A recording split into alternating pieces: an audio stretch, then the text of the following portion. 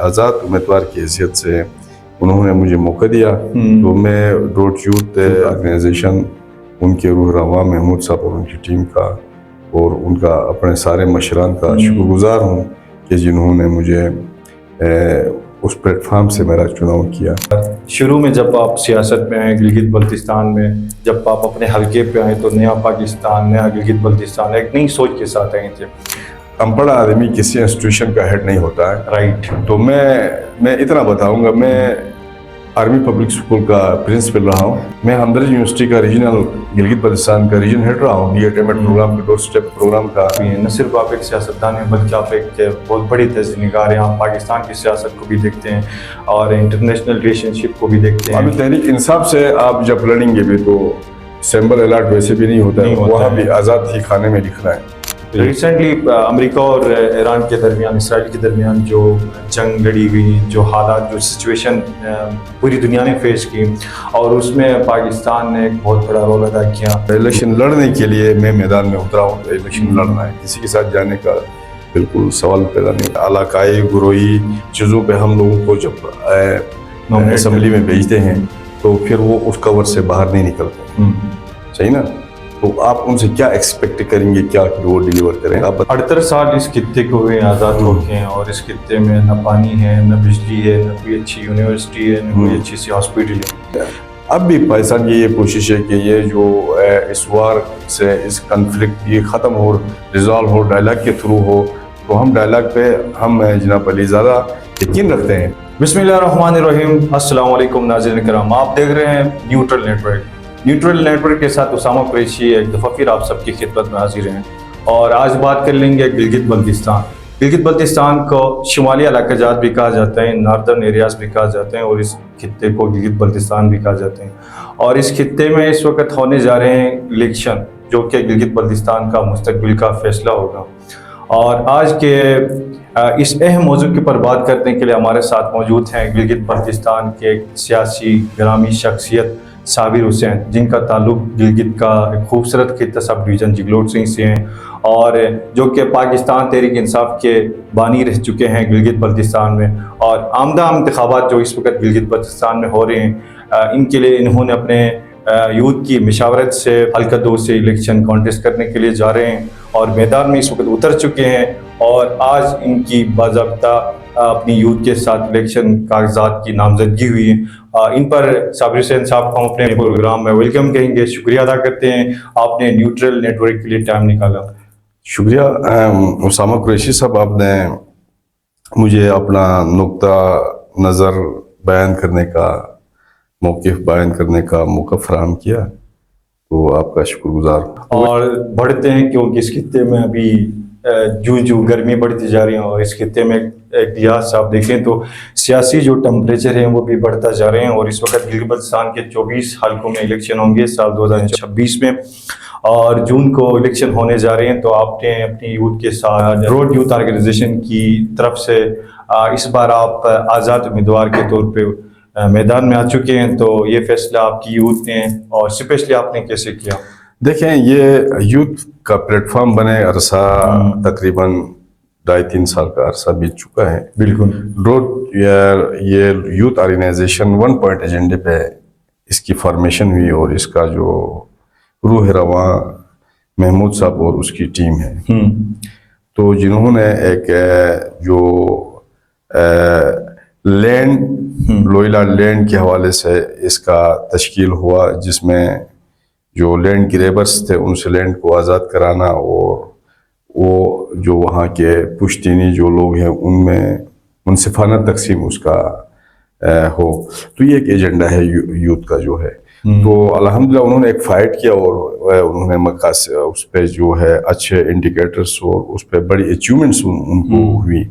تو اس کے بعد پھر ان کے ساتھ میں ہر ایک ان کے آواز ملا کے میں نے ہر وقت لبیک کہا۔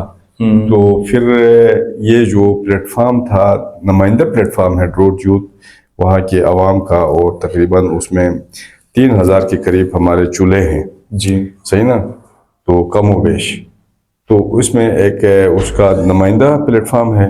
تو انہوں نے جو ہے مجھے باقاعدہ اپنے پلیٹ فارم سے نامزد کیا. بالکل. تو اس وقت ڈوٹ یوتھ کا جو پلیٹ فارم ہے اس پلیٹ فارم سے میں آزاد امیدوار کی حیثیت سے انہوں نے مجھے موقع دیا. تو میں ڈوٹ یوتھ اور وہاں یوتھ فورم کا پلیٹ فارم کا ڈوٹ یوتھ آرگنائزیشن ان کے روح رواں محمود صاحب اور ان کی ٹیم کا اور ان کا اپنے سارے مشران کا شکر گزار ہوں کہ جنہوں نے مجھے اس پلیٹ فارم سے میرا چناؤ کیا اور میرے کاغذات نامزدگی بھی خود انہوں نے جمع کرائی. تو ہمارا جو ڈوٹ یوتھ فورم ہے وہ بڑا مثالی ان کا جو ہے قیام سے ابھی تک کردار رہا ہے. بالکل. علاقے میں تعمیر و ترقی خوشحالی کا سوچ ہم رکھتے ہیں صحیح نا. اتحاد ہو یگانگت ہو, علاقے میں بھائی چارگی کا ماحول ہم پیدا کریں, ترقی خوشحالی ہو, یوتھ کو ایک صحیح ڈائریکشن میں ان کی رہنمائی ہم فرمائیں. یہی ہمارا مشن ہے. ٹھیک ہے سر. سر یقیناً اگر آپ کی بات کی جائے تو آپ گلگت بلتستان کے ان شخصیات میں ہیں جو کہ سینئرز پولیٹیشین میں شامل ہوتے ہیں.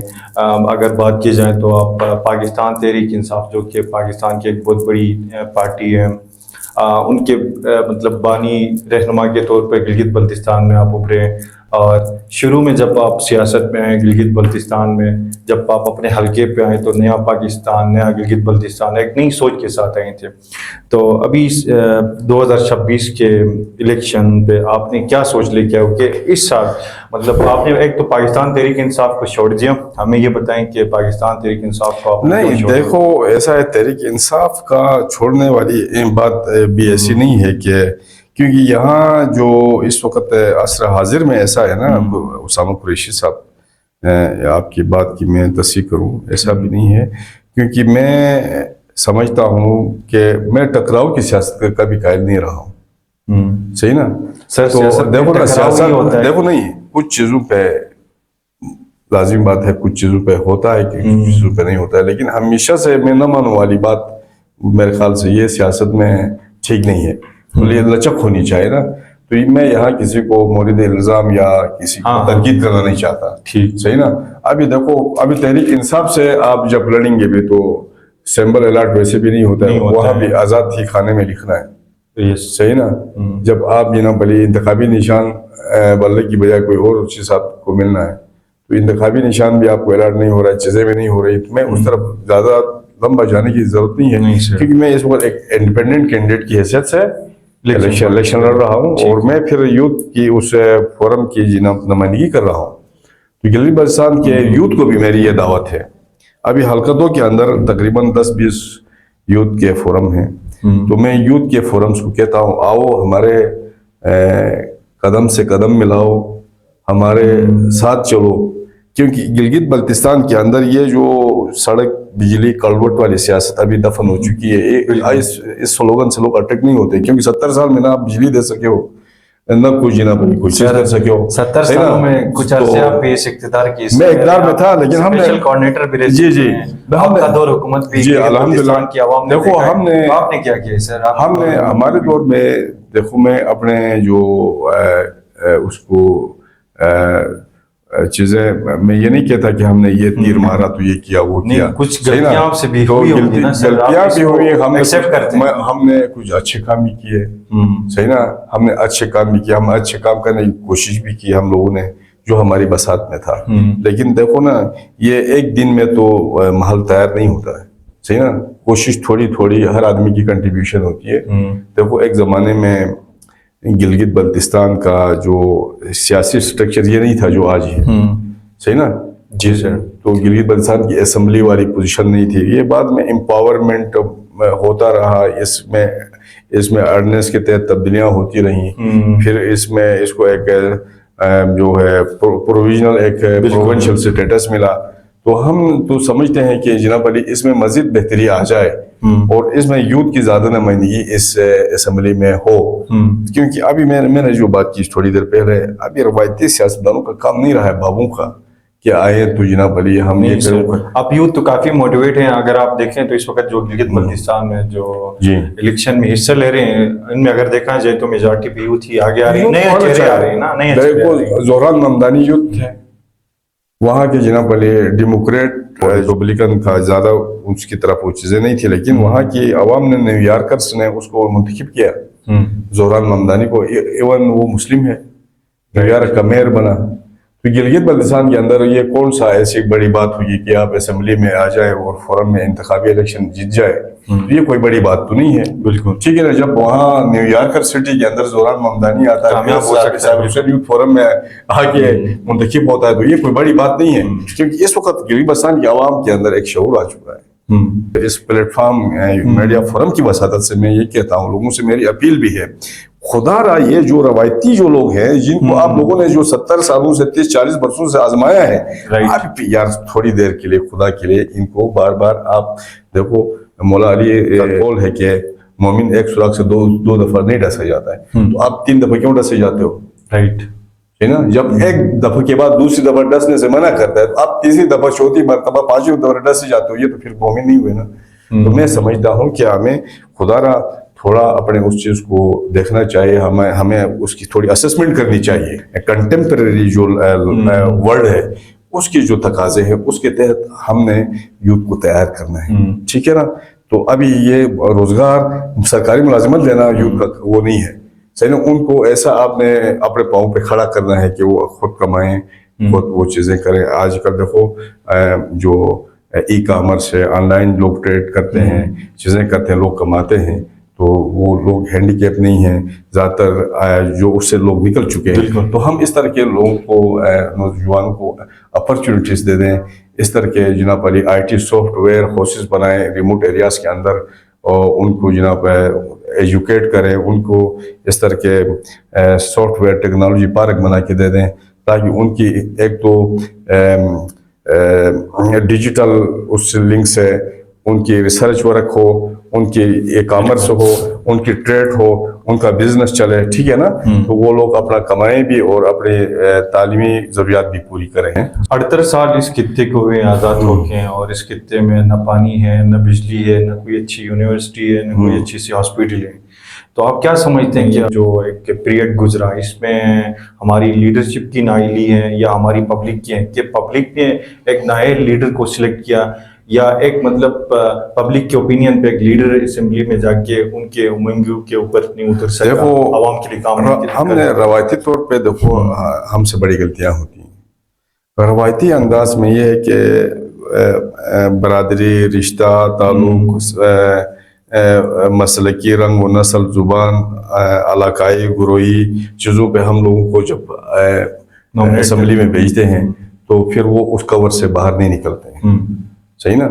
تو آپ ان سے کیا ایکسپیکٹ کریں گے، کیا وہ ڈیلیور کرے گا؟ آپ بتائیں. اس کا سوال کا یہ جواب بنتا ہے. بالکل سر. ابھی الیکشن ہو رہے ہیں، اور الیکشن کے لیے جب ممبر حلقے میں جاتے ہیں تو وہاں پہ لوگوں کا اتنا پرتپاک استقبال ہوتا ہے کہ نعرے بازی کی جاتی ہیں، فائرنگ کی جاتی ہیں، ڈول ڈھابا بجایا جاتا ہے، ویلکم کیا جاتے ہیں. جب اسمبلی میں وہ جو ممبر اس پرتپاک استقبال کے ساتھ اسمبلی میں آ جاتے ہیں، ان کا صورتحال، ان کا جو رزلٹ ملتا ہے وہ کچھ اس طرح کا ملتا ہے. تو سر یہ بتائیں کہ گلگت بلتستان میں جو پبلک ہے، ہماری پبلک، ان کو سال 2026 میں جو الیکشن ہو رہے ہیں، جو کہ گلگت بلتستان کا مستقبل کا فیصلہ ہوگا، یوتھ کا مستقبل کا فیصلہ ہوگا، اس خطے میں رہنے والے لوگوں کا فیصلہ ہوگا، تو خطے کے لوگوں کو، جو ووٹرز ہوتے ہیں، جو اپنے لیڈرز کو، اپنے پولیٹیکل فگرز کو سلیکٹ کر کے اسمبلی بھیجتے ہیں، تو آپ اوورال ہماری جی بی کو کیا پیغام میسج دینا چاہتے ہیں کہ صابر حسین کیا کہتا ہے؟ دیکھیں، میں تو کہتا ہوں فیئر فری الیکشن ہونے چاہیے اور ٹائم پہ الیکشن ہونا چاہیے. رائٹ. ایک تو یہ میسج ہے. اور پھر یہ ہے کہ گلگت بلتستان کی عوام سے میں یہ اپیل کرتا ہوں کہ جو روایتی اس سے ہٹ کے ایسے نوجوان رہنما آپ اسمبلی میں بھیجیں، ایسے اچھے توانا دماغ آپ اسمبلی میں بھیجیں، تاکہ وہ گلگت بلتستان کی جناب تقدیر بدل جائے اور ترقی خوشحالی کا دورہ ہو. روایتی چیزوں سے جو میں نے جن کی گنتی کی، جن کے نام لیے، اس پریکٹس سے نکلنا چاہیے ہمیں. ابھی یہ اچھا موقع ہے، کیونکہ ابھی جب ایک نئی آواز اسمبلی میں آئے گی وہ پہلے سے زیادہ توانا ہو اور لوگوں کے ایشوز کو، جو گرے ایریاز کو صحیح ایڈریس کر سکیں، پبلک اس کے تھارسس اور سینٹیمنٹس کو سمجھنے والی لیڈرشپ ہو، وہ اس طرح کے لوگوں کا انتخاب. جی اچھا سر. باہر سوسائٹی میں خبر گردش کر رہی ہے کہ صابر حسین اس وقت آزاد امیدوار کے طور پہ الیکشن میں آ چکے ہیں، لیکن ایٹ دن انہوں نے کسی پارٹی کے ساتھ الحاق کرنا ہے، کسی پارٹی کے لیے انہوں نے وڈرا کرنا ہے، تو اس بات سے آپ نہیں، یہ دیکھو میرے اسامہ قریشی صاحب لوگ کیا نہیں کہتے، بالکل لوگوں کے کہنے پہ ہم نہیں جاتے ہیں، کیونکہ میں اس وقت یوتھ کا نمائندہ پلیٹ فارم سے آزاد حیثیت میں انشاءاللہ الیکشن لڑوں گا، اور الیکشن لڑنے کے لیے میں میدان میں اترا ہوں، تو الیکشن لڑنا ہے، کسی کے ساتھ جانے کا بالکل سوال پیدا نہیں ہوتا. بھی ہیں، نہ صرف آپ ایک سیاستدان ہیں بلکہ آپ ایک بہت بڑی تجزیہ نگار ہیں، آپ پاکستان کی سیاست کو بھی دیکھتے ہیں اور انٹرنیشنل ریلیشن شپ کو بھی دیکھتے ہیں، اور ریسنٹلی امریکہ اور ایران کے درمیان، اسرائیل کے درمیان جو جنگ لڑی گئی، جو حالات، جو سچویشن پوری دنیا نے فیس کی، اور اس میں پاکستان نے ایک بہت بڑا رول ادا کیا. ایران امریکہ کے درمیان اس میں ہمارا پاکستان کا field marshal major general Syed Asim Munir صاحب ہیں، اور ان کے ساتھ ہمارا پرائم منسٹر آف پاکستان. اس پر آپ کیا کہنا چاہتے ہیں؟ اس پر آپ کا پرسنلی کیا مطلب ریسرچ ہے؟ کیا دیکھو اسامہ قریشی صاحب، اس وقت پاکستان نے اس خطے کے اندر ایک یعنی بڑا ایکٹیو رول پلے کیا ہے، خاص کر جاندار ان کی جو فارن پالیسی اور پھر ایکٹیو ڈپلومیسی پاکستان کی رہی ہے، جس کی وجہ سے ہمارا مکار ہمسایہ بڑا پریشان ہے. اور اس وقت دیکھو امریکہ کے ساتھ بھی ہم نے برابری کی سطح پہ جو ہے اسلام آباد ٹاکس کے پہ وہ ایک فورم پلیٹ فارم ہم نے مہیا کیا کہ وہ اس کنفلکٹ کا حل نکل آئے، جس کی دنیا نے داد دی پاکستان کو. اس میں دو رائے نہیں، کیونکہ اس وقت جو ہے ویسٹرن کنٹری کے اندر جو فرسٹریشن پیدا ہوئی تھی اس وار کی وجہ سے، دیکھو اس وار سے صرف ایسٹ ویسٹ نارتھ ساؤتھ سارے متاثر ہیں، کیونکہ وہاں سے جو مین سپلائی لائن ابنائے حرمت سے دنیا کی کٹ گئی، سپلائی لائن کٹ گئی، جس سے وہاں سے کھاد آتا ہے، وہاں سے تیل آتا ہے، وہاں سے فوڈ کمیونٹیز راشن آتا ہے، تو وہ ساری لائن کٹ گئی. گیس LNG وہاں سے آتا ہے آپ کی قطر سے، صحیح نا؟ تو اس سے زیادہ افیکٹ تو انڈیا ہوا ہے، کیونکہ وہاں 1.5 ارب کی آبادی کا ملک ہے، تو ان کی چیخیں نکلی ہیں نا. لیکن پاکستان نے ایک ایسے جنڈر ڈپلومیسی سے ایک بڑا بریک تھرو میں سمجھتا ہوں، کیونکہ اس میں پوری دنیا کو نیا آکسیجن دینے کی پاکستان نے کوشش کی. تو یعنی امریکہ اور ایران کو ٹیبل پہ بٹھایا، اس پہ جو ہے ڈائلاگ پہ آمادہ کیا، ایک ٹیبل پہ لا کے ڈائلاگ پہ آمادہ کرنا پاکستان کی میں بہت بڑی کامیابی سمجھتا ہوں، صحیح نا؟ تو اس میں اب بھی پاکستان کی یہ کوشش ہے کہ یہ جو اس وار سے اس کنفلکٹ یہ ختم ہو، ریزالو ہو، ڈائلاگ کے تھرو ہو. تو ہم ڈائلاگ پہ ہم جناب علی زیادہ یقین رکھتے ہیں، پاکستان نے ہمیشہ ڈائلاگ پہ یقین رکھا ہے، صحیح نا؟